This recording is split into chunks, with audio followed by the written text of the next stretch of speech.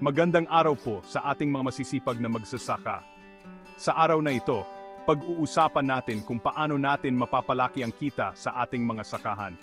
Alam naman nating lahat na ang pagsasaka ay hindi biro. Kailangan ng sipag, tiyaga at tamang kaalaman upang magtagumpay. Kaya naman mahalagang siguraduhin nating may balik ang ating pagod at pawis. Hindi sapat na magtanim lang tayo. Kailangan din nating magplano at mag-innovate. Kailangan nating humanap ng paraan para mas kumita sa pagsasaka. Maraming aspeto ang dapat isaalang-alang mula sa pagpili ng tamang pananim hanggang sa tamang panahon ng pagtatanim. Ibig sabihin, mas malaki ang kikitain natin sa ating mga ani. Ang bawat butil ng palay ay may katumbas na kita, kaya't mahalaga ang bawat hakbang. Paano nga ba tayo kikita sa pagsasaka? Ano ang mga hakbang na dapat nating gawin upang masiguro ang tagumpay? Alamin natin ang ilang practical na paraan para mas lumago ang ating kita.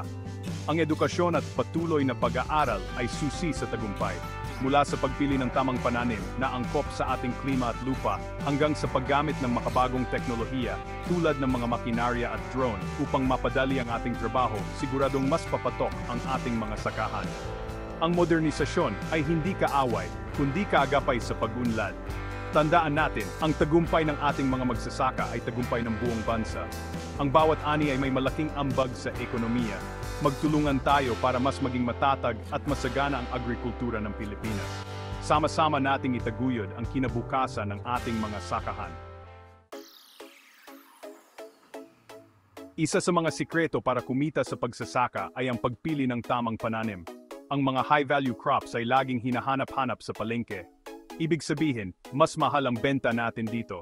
Subukan nating magtanim ng mga gulay tulad ng letsugas, broccoli at kamatis. Patok na patok ang mga ito sa mamimili. Maganda ring pananim ang mga prutas tulad ng mangga, saging at pinya. Magsaliksik tayo.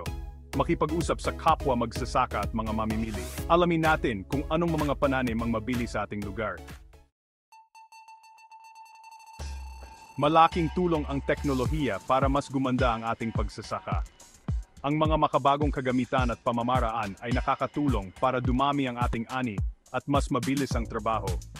Halimbawa, pwede tayong gumamit ng drip irrigation para makatipid sa tubig at pataba. Pwede rin tayong gumamit ng mga app at website para malaman ang lagay ng panahon at presyo ng mga produkto. Oo nga't may puhunan ang pag-invest sa teknolohiya. Pero sa bandang huli, mas makatipid tayo sa pera, oras at pagod. Ika-4 na bahagi, pagsasakang matatag at waste. Ang pagsasakang matatag ay ang pag-aalaga sa ating kapaligiran habang tayo ay nagsasaka. Ito ay nangangahulugang pagprotekta sa ating mga likas na yaman at pagtiyak na ang ating mga pamamaraan ay hindi nakakasira sa kalikasan. Ang pagsasakang waste naman ay ang paggamit ng ating mga resources ng tama. Sa pamagitan ng tamang pamamahala ng mga ito, mas napapakinabangan natin ang ating mga taniman. Pwede tayong mag-practice ng crop rotation para maiwasan ang pagguho ng lupa at pagdami ng peste. Ang crop rotation ay isang mahalagang pamamaraan upang mapanatili ang kalusugan ng lupa. Gumamit din tayo ng organic fertilizers para mas maging masustansya ang lupa at mabawasan ang ating masamang epekto sa kapaligiran. Ang paggamit ng natural na pataba ay nakakatulong sa pagpapanatili ng kalusugan ng ating mga pananim. Sa paggamit ng mga pamamaraan sa pagsasakang matatag at wise, masisigurado natin na patuloy na magiging produktibo ang ating mga sakahan. Ang mga ito ay susi sa pagkakaroon ng masaganang ani at mas ligtas na kapaligiran para sa susunod na henerasyon. Ika-5 bahagi, dagdag kita sa mga produkto. Imbes na ibenta lang natin ang ating mga produkto ng hilaw, mag-isip tayo ng paraan para mas mapaganda at madagdagan ang halaga nito. Halimbawa, pwede tayong gumawa ng mga homemade sauces, preserves at iba pang processed goods na mas mataas ang presyo sa merkado. Mas mahal ang benta ng mga processed goods. Bukod dito, mas tumatagal ang shelf life ng mga ito, kaya mas may pagkataon-taon tayong maibenta ang mga ito. Halimbawa, ang kamatis ay pwede nating gawing tomato paste o sauce. Ang mga produktong ito ay mas madaling gamitin sa pagluluto at mas pinipili ng mga mamimili. Ang mangga naman ay pwede nating gawing jam o kaya naman ay dried mangoes. Ang mga ito ay masarap na pangmeryenda at paborito ng marami. pwede rin nating ibenta ang ating mga ani bilang ready-to-cook meals o snacks. Ang mga ready-to-cook meals ay patok sa mga abalang tao na walang oras magluto. Sa pagdagdag ng halaga sa ating mga produkto, mas lalaki ang ating kita at mas marami tayong makukuhang mamimili. Sa ganitong paraan, mas magiging sustainable ang ating kabuhayan at mas makakatulong tayo sa ating komunidad.